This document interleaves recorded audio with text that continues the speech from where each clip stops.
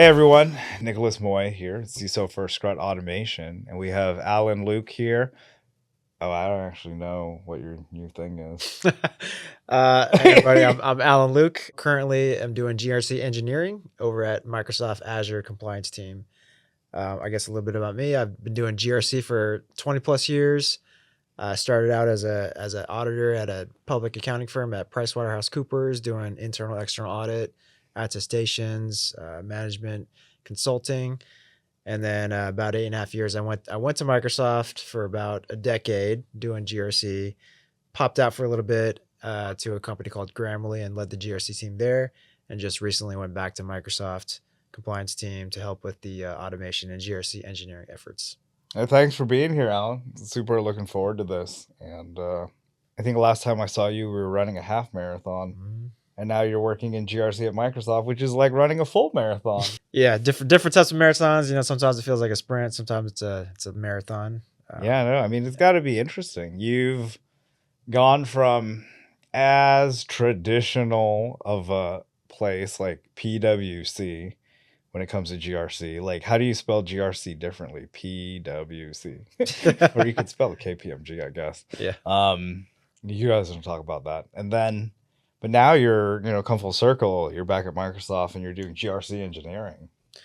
Yeah, at some point, this term GRC engineering became a thing. I didn't really know what it was until kind of blew up on LinkedIn a little bit, and people were talking about what it is. And I think I try to be part of the cool kids club and say, yeah, I'm doing GRC engineering. I think the term is very broad, very very.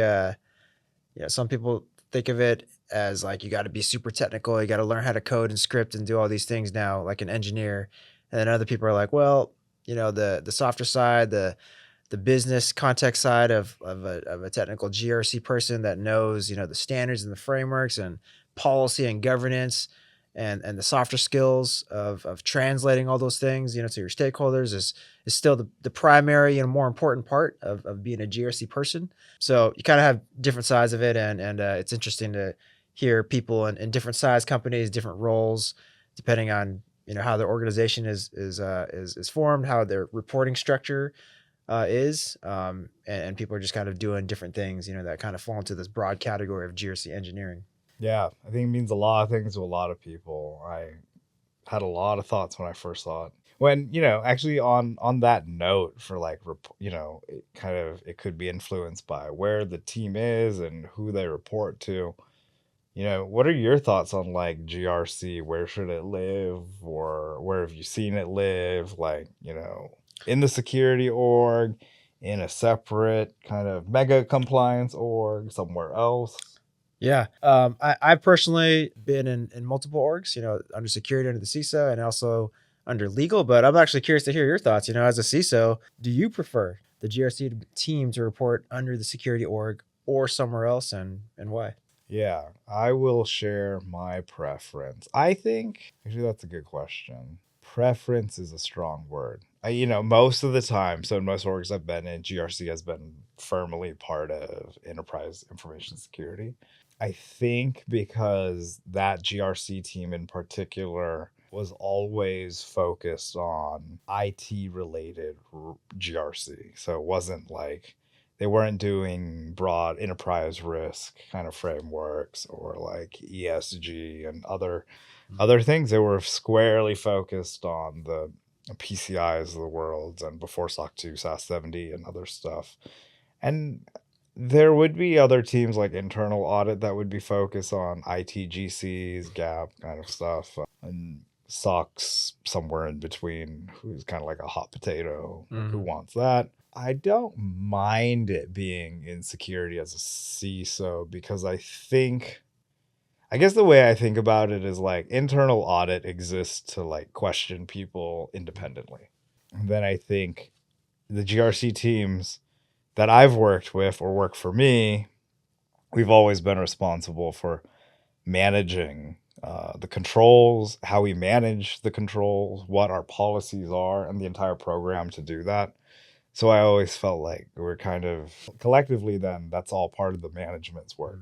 So we're responsible for implementation, how we choose to assess, evaluate, monitor that implementation, And we do compliance assessments and that kind of stuff as a security org that has GRC in it, not as a alternative or substitute to say like having internal audit or third party auditors, obviously like auditing us and providing a different opinion and kind of view on that. I actually haven't had as much exposure maybe as you have. So I'd love to hear kind of from you when GRC isn't in the security org. Yeah. I'll touch on being in the security org and kind of the challenges that I've personally faced. Yeah, let's hear. You know, I heard a lot of like we, right? When in your response of like we as the security org inclusive of GRC. But like in my experience, when you get down to it, we consists of a lot of different sub teams, right? That have their own priorities, that have their own agendas, have their own kind of incentives, have their own things that they're based on. They're basing their kind of, you know, performance reviews on, right? And kind of what is their team winning on and delivering on, right? So like, yes, collectively, like we as a team, as a security team are doing all the good security stuff inclusive of compliance. But when you kind of peel back the layers a little bit, each team has different skills and by trade is like different, like ProdSec, AppSec, NSec, you know, IT, they're all engineers, like security engineering teams.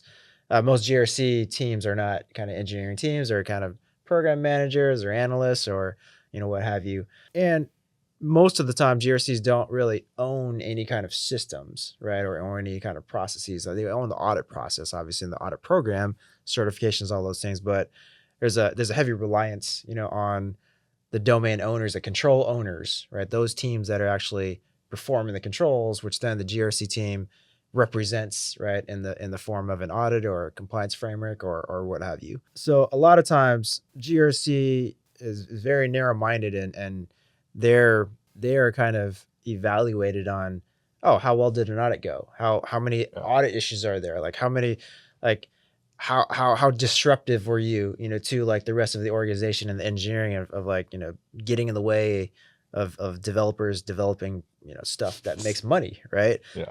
So by nature, you know, a lot of GRC's teams are like that. So they're always asking, they're always bothering, they're always, you know, kind of saying no or saying, hey, I need this thing that's kind of disruptive. And then like security teams are just trying to do their good security jobs, right? They're like, why is the GRC team coming in, you know, and doing this? They said there's an audit failure or an audit finding. Like, I got to fix this thing right now. Like, really? Like, is that more important than this other thing, you know, that we've been working on for the last, you know, 3 months that's been on the roadmap that's like planned work? And then the CISO is kind of like the parents, you know, of like multiple children that are fighting, you know, but the CISO as the parent is trying to be fair and saying, yes, this child right here, or this, you know, this team over here needs this, right? And it's good for the entire family or the household. This child over here also needs something different, right?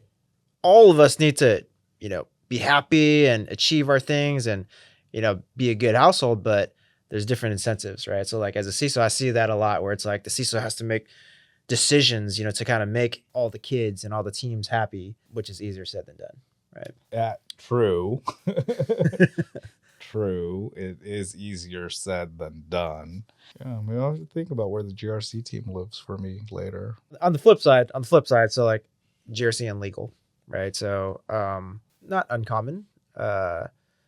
I think, you know, the pros and cons, there's pros and cons for both. There's the pros for being under security because it's very close to the team that's, you know, operating. And then you're very aligned with like the goals. But again, the cons is that, you know, the CISO has to be this parent that has to make these decisions.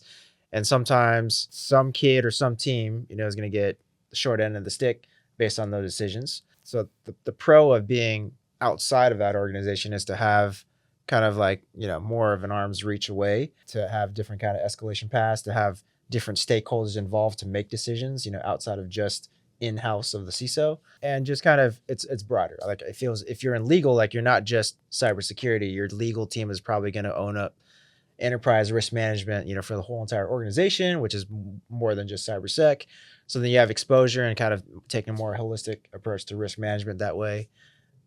Yeah, those are the con though is like you're farther away. So some of the information and some of the tight, you know, the tight knit kind of feeling that you once had, you know, with just sitting next to your security engineer brethren, you know, kind of is lost a little bit. Yeah, there's a hard one. I don't know. Like, I guess it just really depends. I could see it. I could see it would vary hugely based on the personalities of the Yeah. leaders too. Yeah. What kind of CISO do you have in place? Are they very X minded or Y? Like, do they secretly care more about this versus that? And then same goes for like the legal team. If the legal team cares and they have time, then great. And Yeah. then I think what I've seen is a lot of legal teams aren't very operational. So Yeah. they're a little, it's nice. They're like far removed from the day to day noise of Yeah. incidents, outages, tickets, and stuff like that. Yeah. So they Yeah. have important stuff to do. But then, like you said, then when you kind of show up, then people are like, oh, you don't even know what's going on. Yep. Yep. Yeah. I've seen that again, personal experiences. If GRC is under security engineering, you're following all of the engineering processes. Like that's all you know. Like Yeah. your planning cycles are the same. The way you prioritize is the same. Like your KPIs and metrics, your reporting, your MBRs, QBRs are all the same. There's a process for that. It's like a very understandable one. But then, like if you're in legal, they don't they're not engineers. They aren't part of that process. They're not as close to understanding how engineering actually gets work done, right? They don't really understand that there's a planning process. They don't understand that there needs to be greenlit stuff. It becomes kind of like you said, like, oh, legal slash GRC is coming in here asking for all these things to be done like next week. But it's like, come on, like there's a process for that. We can't just drop everything and like do this next week, right? So I've seen that too. Yeah. Which is interesting because then this is like a nested problem. Because a lot of people love talking about where should CISOs report to. Yeah. Should the CISO, I've heard, CISO, should they be in the CIO org? Should they be in CTO's org? Yeah. Should they be a peer with the CIO and CTO? Or is the CISO and the CIO one and the same? Yeah. And then, or should they report to the general counsel? Yeah. I was like at a self-organized like CISO offsite kind of thing a few weeks ago, and this was very passionate topic for a lot of people in the room, and then I think that then affects us too, because if you're a GRC org in a CISO org that's in a CTO's org, Yeah. then it's very going to be much like they're just engineers. Yeah. And engineers with security people who are told like you work for us. Yeah, that is a fun one. Well, I guess you probably made some risk trade-off decisions before, right? Like let's say a real scenario right here for me, right? I mean, GRC team finds something that has a high likelihood, of ending up as like an audit finding or an audit issue. And then again, narrow lane minded GRC teams are like, this is the most important thing, that we need to fix right now. Like oblivious to like all the other things that, security and, IT and all the platform teams are doing. Yeah. Like what's your thought process for unwinding that a little bit and saying, how do you think about that? And how do you kind of come up to your decision of, yes, I agree, GRC team, or no, that's like small fry stuff, compared to like the other stuff we have going on. The real problems. Yeah. Well, Alan, that's why they work for me. So I can tell. We'll think about that later. Nah, fair question. It does happen. I think GRC, I have a small team, so it's more like GRC person will bring something up, and they're saying, hey, this is something we need to address, and their point of view. I usually, before I have a knee-jerk reaction, try to get enough detail out of them. Sometimes there's a lot of detail, sometimes there's not much detail. Yeah. It's harder when there's not much detail. So then I say like, okay, well, how do you think it's going to affect our audit? Which audit? Yeah. The one coming up, the next one, Yeah. which compliance framework would this affect, like, and what controls specifically? And just try to see like, and have you already gone to the control owner?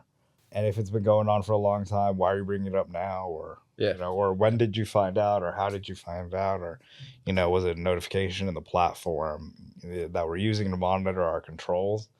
It is, yeah. And then I guess where it does get really real is if it does seem like there could be a there, but maybe it's, maybe I'm not sold yet on the timing.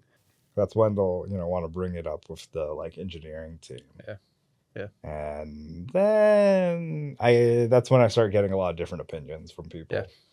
Yeah, that's fair. Also, there's a realization that I had kind of switching from, large mature organization, highly regulated environment to, a smaller SaaS company, not as regulated, but the so what factor, right? It's like, oh, we're gonna have an audit finding. So what? Like nobody really asked me that at Microsoft, right? It's like everybody kind of knew what that meant, And now, granted, like the GRC or compliance team in a Microsoft Azure is way larger than like any other smaller SaaS company. So there's like all this mutual, thinking of like, oh, this is like the world's ending, if there's an audit finding. It's like absolutely, unacceptable. You got to fix that or, prevent that right away. But that's a really rare kind of mentality. And at only a few companies, I think. It's extreme. Right? Yeah. Yeah. So like at a smaller company, it's like, okay, we got audit finding. So what? Like, that's cool. Got to talk to finding like, okay, are we not gonna be able to sell our products? Like, are we gonna lose customers? Are we gonna like not be able to close this deal? Like, we'll fix it, but like we don't have to fix it right now and drop everything, right? So that was a eye-opening realization to me, because I was like, oh wow, like you're right. I mean, what is the worst that's gonna happen? You're gonna have an audit finding on your report. You gotta manage a response for like how to fix it. It's not gonna be fixed like today, but it will be fixed, and you're gonna do stuff right to manage the risk. Like life goes on, the world doesn't end, right? So it turns out that's the punchline. Life goes on after the audit finding. Yeah. I mean, I could see it depends on the compliance regime your company's subject to. Yeah, and the big smaller company thing, I've seen that because I was at Expedia. We were not as big as Microsoft, but 24,000 employees, and then going to like say 200-person company and even smaller. Very different, but it depended on the kind of compliance finding. Like when it was for PCI, and because we were a level 1, and we were processing payments, we're collecting, storing, and transmitting credit cards. So we checked off every possible box for like, are you in scope for level 1 in every way, volume of transactions, blah blah blah. And even third-party payment processors weren't that popular back then. Because of the kind of scale they could or couldn't handle. Those were pretty serious because everyone seemed to believe that if we didn't get our ROC, our report on compliance, a good one from the QSA, that it would be like the end of the world as an e-commerce company. I don't actually know how true that is, but that was definitely what I was told when I showed up there. They're like, everything revolves around PCI. Yeah. PCI has to happen. MasterCard and Amex and Visa will do something to us if we don't. Yeah. I mean, that's definitely like, the SOC 2s, the ISOs, those are optional. Those are voluntary. The PCI is kind of like a, required thing to do to make money and operate as a business. So yeah, definitely different levels of importance, for like, and plus like the nature of a PCI is like, SOC 2, you can have findings in a report, and readers of the report will decide for themselves, like how important it is to them. But like PCI is like, you got it. It's very prescriptive and rule based. Is like, okay, if you're not compliant, you're not compliant. Like that's the end label that you have, The end. Did you have FIM? You didn't have FIM. You messed up, man. Yep. You messed up. How did you not have it? Cool. Well, I guess you mentioned a little bit. We talked a little bit about like what GRC team does, what your expectations of a GRC team does. I talked about like the nuances between incentives and nature of the role between GRC and other sub teams under security. So I'm curious to know.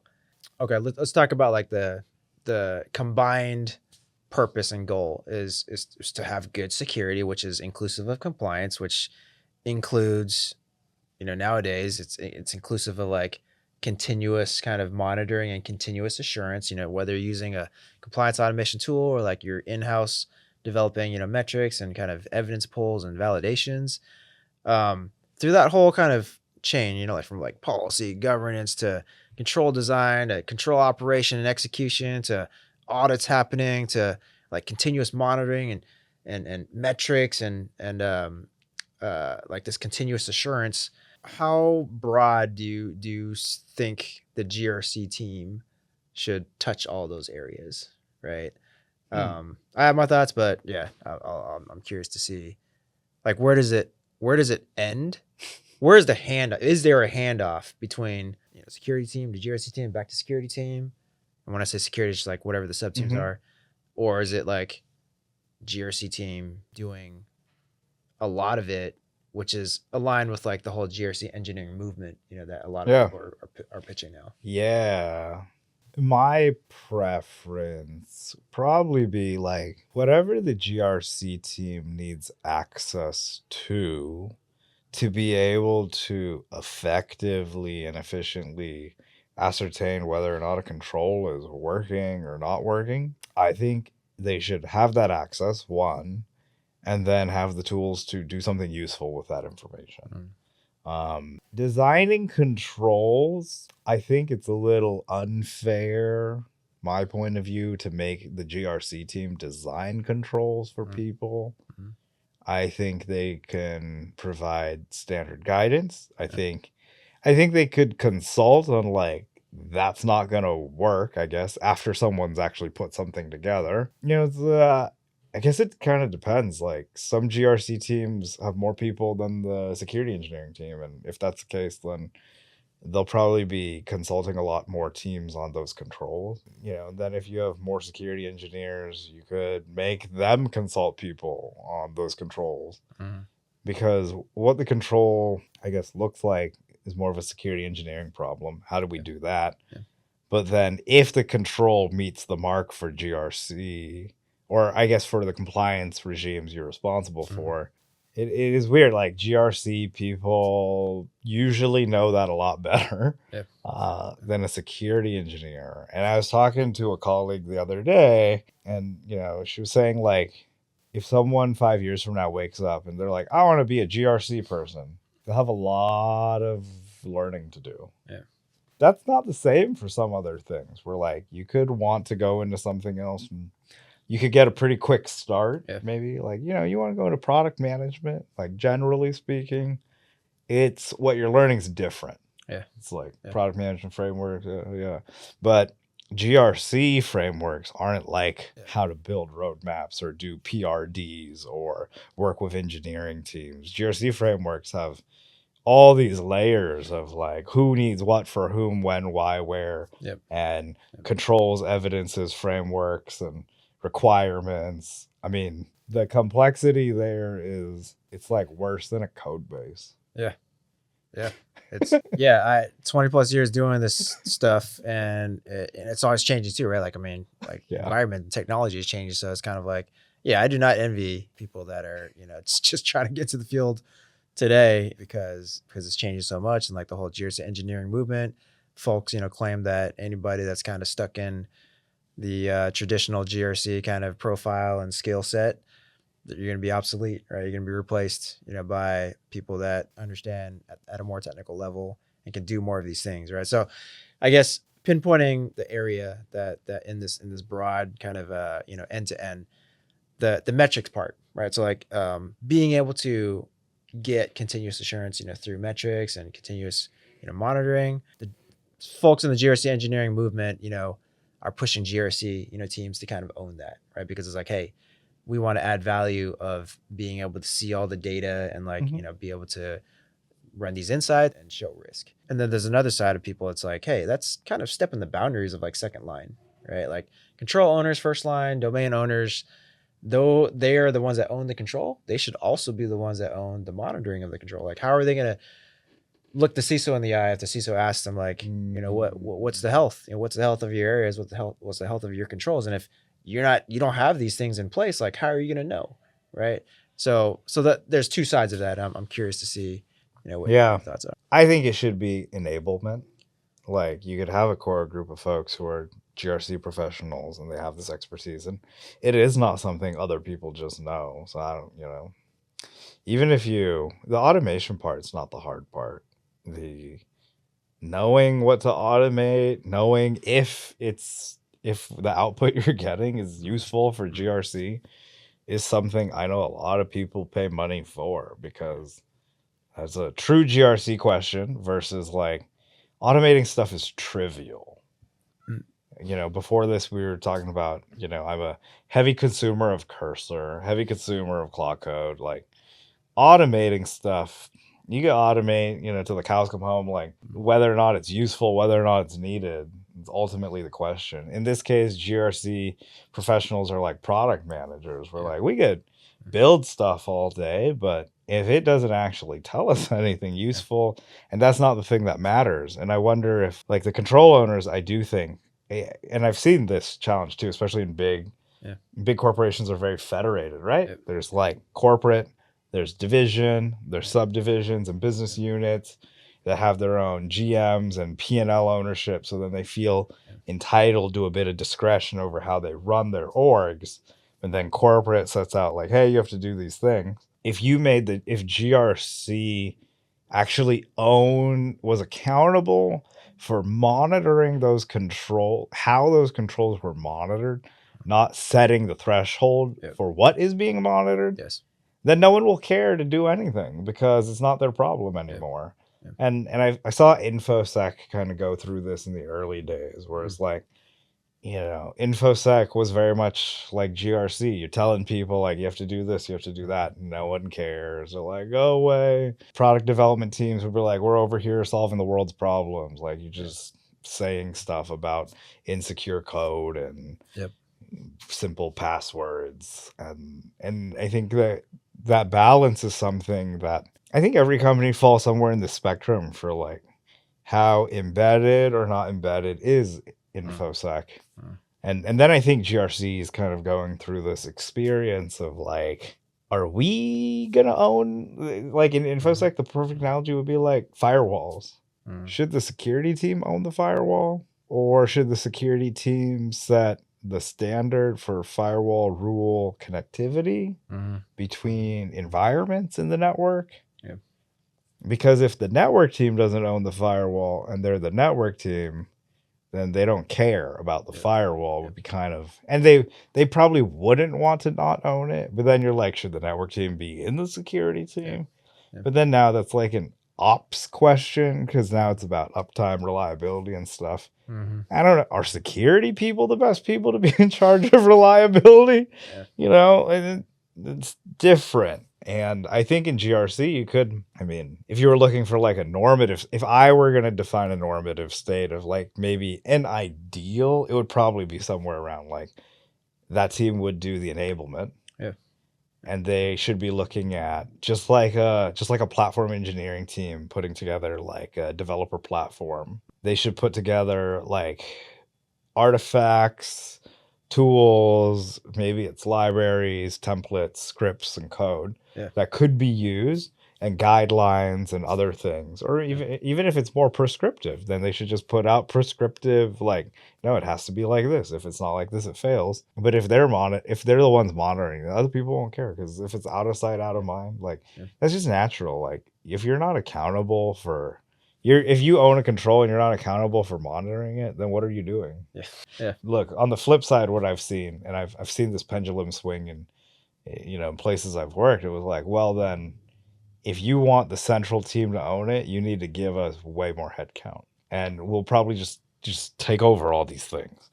Switching gears a little bit, slightly different question, but also related is, you know, the old question of, does good security equal compliance, you know, or does good compliance equal security?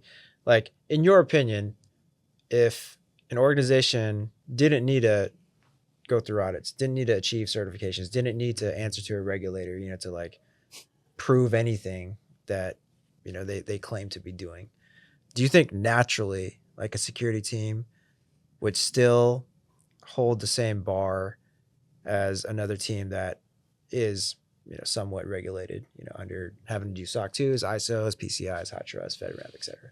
Interesting. It's like, is compliance a natural phenomenon? Would it exist without GRC teams?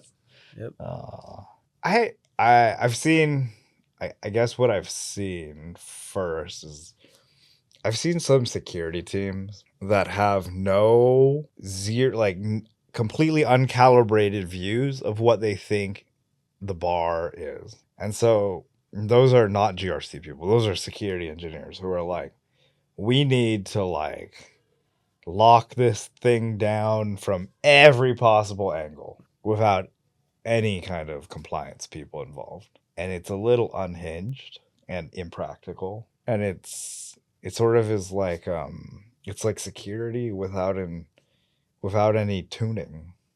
Because it is security, technically speaking. They're like, we need to lock the F out of this thing down.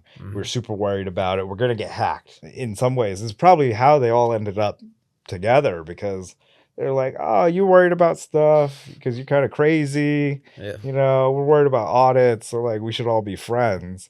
But I find security, like the security engineering, security ops team, sometimes absent any kind of guardrails, will just try to do everything. Yeah. Patch everything, everywhere, all at once. Who cares? It's a vulnerability. We're going to get hacked. Everything. We're going to get hacked. We're going to get hacked. And so I tend to view GRC as a way, not the only way, to translate business context requirements of like what your company actually does and cares about or is worried about, to kind of calibrate how far the security team should go. I mean, because the reality is, like, a security team without even a basic risk model that governs what the org is actually protecting itself from is a security team that is, like, just rudderless. You could do anything, right? There's an endless list of things to do in security. But if you don't have a purpose or a point to it, like you haven't done even a qualitative, thumb in the air risk assessment, you don't even have a Excel one table of risk register stuff. Yeah.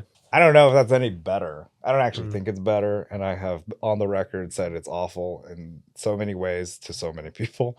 That's interesting. I've actually seen the flip side of that, right? So again, GRC team is very like stays in their own lane, is very like, just looking at the goal of like minimizing audit findings and passing an audit and getting through whatever way possible, right? So I feel like sometimes their bar is higher, right, than the security bar, because they're not actually taking what a security leader's view of risk is, right? They don't look at it in that context. They look at it as, these are the systems or the services in scope. These are the controls that are in scope for the audit.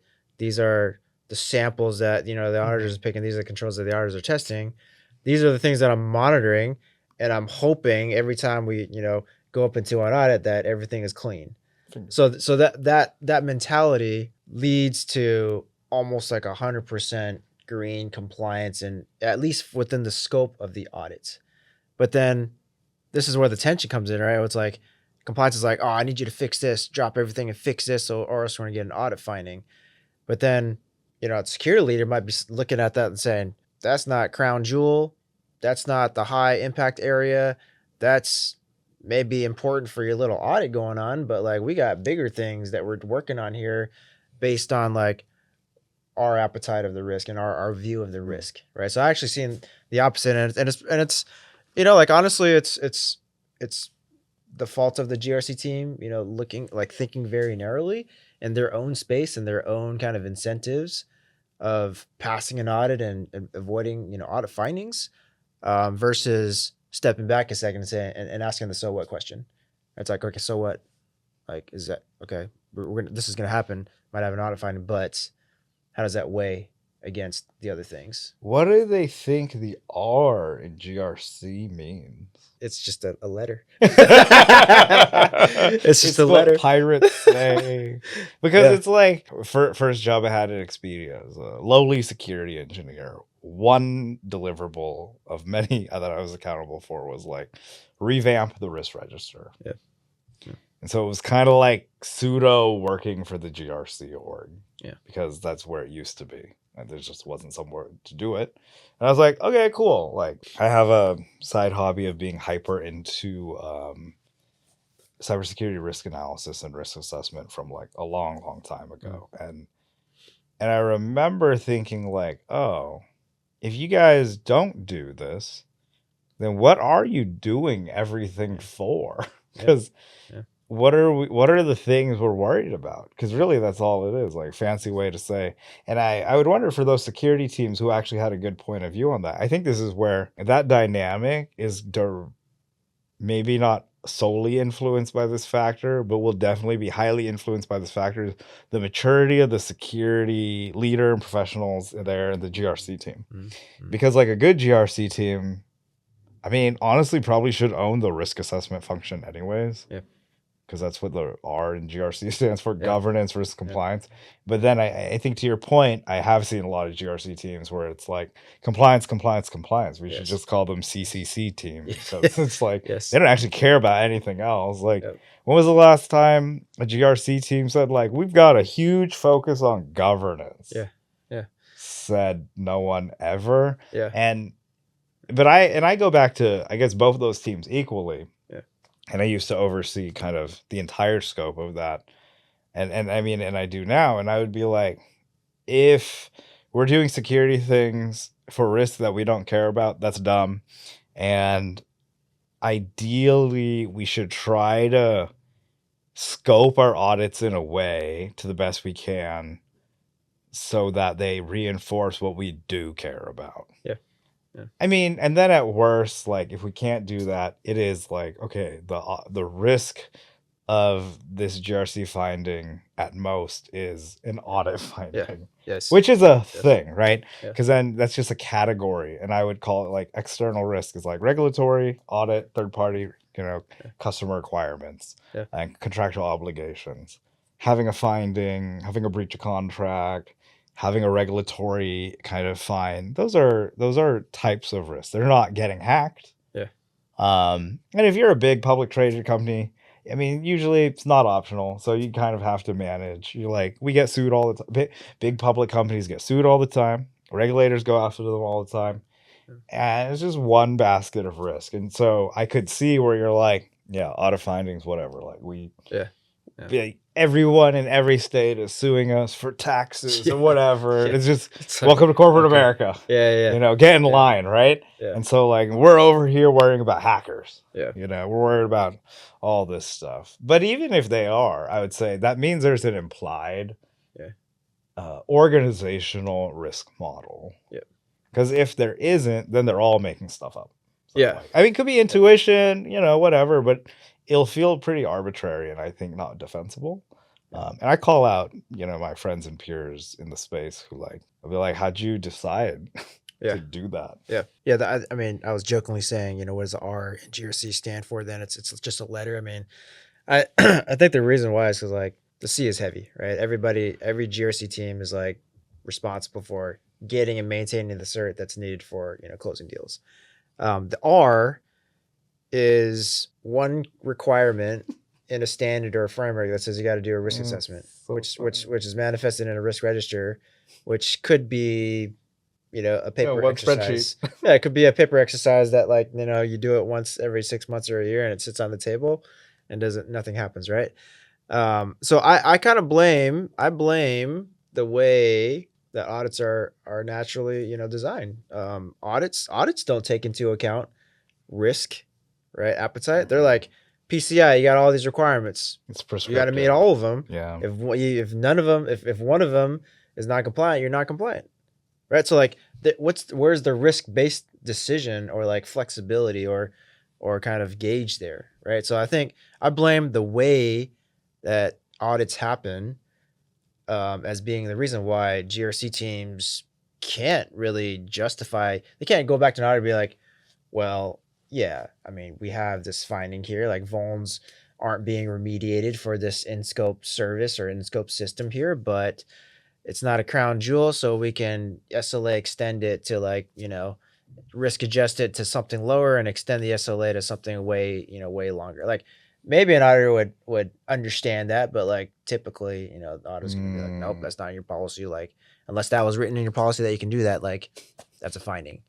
right? So yeah, I blame the just how audits are inherently Why designed. don't we have risk-based audit frameworks? That would make a lot of sense that scope should be based on risk. Well, I mean, textbook ISO is tells you to do that, right? Like you Yeah, go it through ISO does. 27001 standards, Yeah. like go through the clauses, like you go through a risk assessment, and then you Yeah. identify what are the controls that are Yeah. applicable. But at the same time, there kind of is like an unofficial expectation that your SOA, is pretty complete. Yeah, So do then it's all like, of them. then you're just doing the thing. Then you're doing the checkbox exercise. Like, okay, I need this, or else an auditor's gonna whatever. Yeah, from here on out until something changes, everyone needs to go on LinkedIn and change the GRC to like little g, little r, and a giant C. Actually, the G and the R should be superscript, so it Yeah. should be really tiny. Like you could barely see it. Looks like a C with 2 periods. Yeah. after it. It's like a extra big C. Yeah, I think look, I'm not afraid to say it. I think the frameworks, the standards could use a lot of work, which is, I mean, I'm biased. I worked on the cybersecurity framework 1.0, and the whole point was like, Yeah. you have to decide as an organization how far you need to go in each of the functions based on your risk. Yeah. It's not a prescriptive standard of controls. And you can map that to whatever library controls you enjoy consuming. But yeah. I mean, because it has all been taken over by the C. Yeah. The challenge to something like that, to an approach where on paper it sounds like a good approach, right? I mean, it makes sense. Like every environment is contextual and kind of risk based, and everybody has a different bar. But then the problem or the challenge is like if you're a customer, evaluating different vendors, right, to go with like how are you going to compare, right? If there's no like standard, or prescriptive list of things, right, that are kind of like table stakes, right, from a controls perspective, because everybody's like, oh, I'm choosing to do 5 controls versus another organization. I'm choosing to do 20 controls. I feel it was like 5 versus 20. Like, who is, how do I compare that, right? So I think that's a challenge, and that's the whole like argument about SOC 2 is useless because it's not prescriptive enough, and like high trust is better because it's more prescriptive. That kind of stuff. No, there's just more people doing high trust, making up that they're doing everything because they have to. You can't say you're not. Just like PCI. PCI is an entire year-round exercise of people coming up with mitigating controls and really good stories and prep for the interview on why this is actually being met, but not. No, we're meeting it, but we're not meeting it. Don't worry about it. I get that it would be hard as a customer to do it, but then having been on both sides of like the third-party risk management equation, is that most customers I've interacted with in financial services, fintech, insurtech, health tech, and highly regulated industries who are our customers in different jobs I've had, they never had clarity on what they were worried about. Because I'd be like, I'm happy to answer any question you have, obviously, because the VP of sales is making me. What is your risk model? What is the threat model you're worried about in your use of our company's product? I will tell you whatever you need to know. I can show you a data flow diagram. I can show you how authentication secrets are passed or not, and how traffic flows from your client to Cloudflare, to our origin, to us, and what all the trust boundaries are. Well, they'd be like, "Oh, where's your SOC 2 report?" They're like, "That's cool. just give me your SOC 2 report, Give me man. your SOC 2 report." I was like, "No, don't you want to know?" They're like, "Yeah, maybe not. Maybe that's." You're saying you're telling me a lot of information. I think I had one customer who was like, "Oh yeah, let's like get into this." Yeah. They were like the overachiever. Everybody else was like, I think this is like, well, we can ask companies for all these reports and stuff, and it is one way to do it and get the job done, and everyone's trying to make a lot of people trying to make it more efficient. I would just love to ask people like, well, just care a little more Yeah. from the customer side, like Yeah. to do something with said information. Yeah.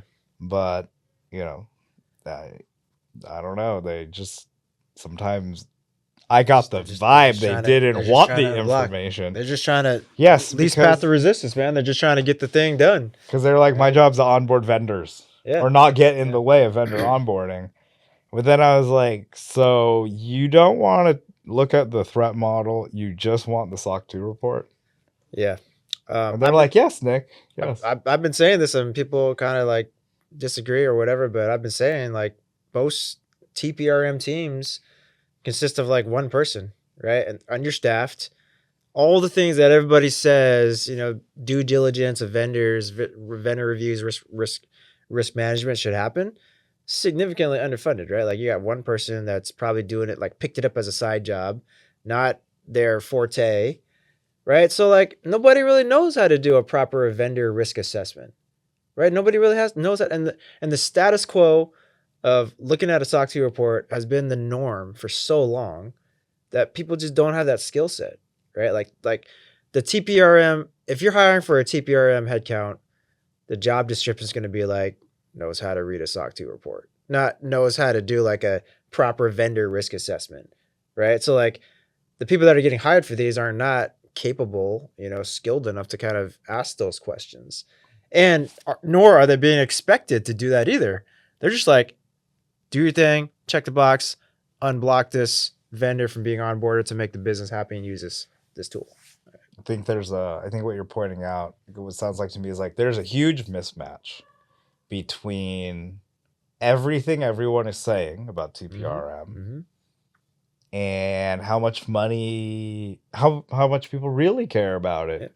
Yeah. If, you're like, well, for this other role, we're going to make it this level, this budget. And then for the TPRM role, we're like, we're going to make it as junior as possible. Yeah.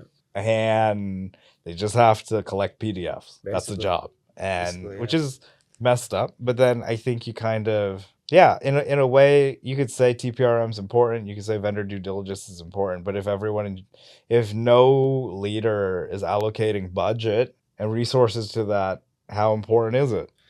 And if nobody along that whole chain of stakeholders involved in procurement has the clout to tell the CIO or the CTO that really wants this new tool, no, I'm not approving because I don't feel good about the security story, like that's career suicide, right? Like you got some hard decisions to ponder about inside before you actually stand up and die on that hill, right? So yeah, it's and it's like it definitely is directly related to the size of the procurement. Yeah. If this is like going to be a company-wide multi-million-dollar thing, they've probably been imagining and dreaming about it and working with the vendor on it. They already approved it. They already approved it like months ago. 2 years ago. You're just there for the formalities to tick the boxes of saying you did it. Yeah, I guess like a lot of things, there's a mismatch between like what people say, but the reality of what they do is more important. We have to look at what they do, and we have to believe that, not what we think is going on ephemerally in an abstract way, and just be like, we take their actions at face value and say like, that's how much people care about it, and they put their money where their mouths are. It'd be different, but instead it's the reverse, right? It's like, it's almost like the T in TPRM stands for talking. And, I was just going to say like GRC stands for getting regular compliance. And I haven't come up with one for TPRM. And look, I think it's like, to be pragmatic, I don't think either of us are saying it needs to be perfect, but I think it needs to be different if what people say is like, if this is what we're supposed to be doing, this is not what people want to do, because I've never seen anyone actually stop the vendor onboarding in the procurement process. I've seen them just slow it down. And it's sort of like, that is literally the most teeth a security team might have in that situation. Is like, we've slowed it down. We're getting pen test reports, vulnerability reports. The lawyers are tearing up the agreement for every data privacy control. And yeah, piss a few people off, but maybe you can say in the name of Yeah. You got some safety. non-binding like promise from the vendor to Yeah, do something better. yeah, That's who knows, yeah. nobody's And gonna I've be and I've seen checking it. different. I used to be responsible for all the M&A due diligence for Yeah. cyber at Expedia. That I saw was a very different process that gave me some hope at least, but was also able to exercise like, well, in this case, for M&A DD, there was a lot of interest and a lot of care Yeah. that like, oh no, we do want to know. Well, we need to know Mm. before we do anything. Yeah. Hey, it varies. Like sometimes company wants to buy a company, they just buy a company, they don't care. Yeah. Or Yeah. I mean, to be fair, it's they care, but they're like, hey, we're gonna buy them. That's the plan because we're gonna make zillions of dollars. Make sure this doesn't ruin us. Yeah. Yeah. So do what you got to do. You're not but- gonna block me. yeah, you're You're not not gonna gonna block us, block but do what you me, gotta do, but right? tell me how much money you need and what resources so that we can do it within the timeline we're trying to do. Yeah. And I found and that probably highly influenced my bias for like the pragmatic approach, where I don't really believe in these like absolutisms in security because I think it's too hard. Yeah. There are certain contexts in like nation state situations and for governments or whatever, absolutism's somewhat necessary, but for a Fortune 500 publicly traded company, highly regulated entity, but it's a private company, it's like you have to find a way that works to get something done. And I found that in that case, people cared. There was urgency. There was money because they cared, because there was more money involved. And then, you're like, all of a sudden when people cared, it's like things can happen. Yeah. And, you can put in covenants and warranties and reps into the acquisitions, legal documents, and the agreements. For non-compliance, for escrow and money that they have to put aside and other things. But then, in TPRM land, it's like, collect some SOC 2s. Yeah. And because they are truly under-resourced, it's like, how many vendors? You're like, well, we have 2,000 vendors. Yeah. And, we tier them. And 90% of them are in tier 1. Yeah. And they handle company confidential data. Yep. Oh, how many of them do you audit regularly? Well, we ask all of them for their SOC 2. Yep. Well, nope. We ask all of them for their SOC 2. We ask all of them for SOC 2, and we accept bridge letters that span, 9 months. Right. Well, I appreciate you taking the time. Thanks for having me on, man. Yeah, it's super fun. So, I think it's always fun to have the representative for all GRC in the land come chat. So, thank you for taking the time. Thank you. My pleasure.